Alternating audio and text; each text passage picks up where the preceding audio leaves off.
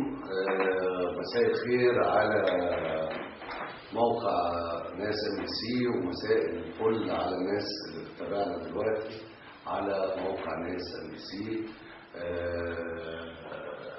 مبروك على بلدي، ومبروك على أهل بلدي، وعلى كل من يحب بلدي، وعلى كل العرب.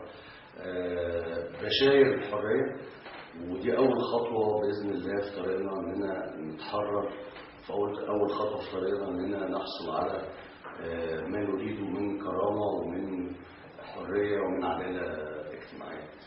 وطبعا أهم حاجة إننا جميعا نذكر بالفخر وبالخير وكل الحب شهدائنا الأبرار، المجد ليهم، هم اللي فتحوا لنا السكة في مشوارنا.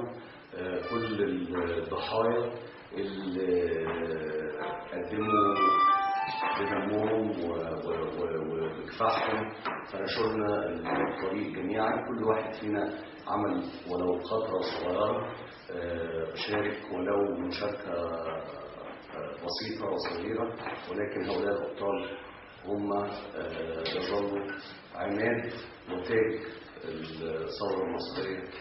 وكل سنة وانتم طيبين أيضا بمناسبة المولد النبوي الشريف.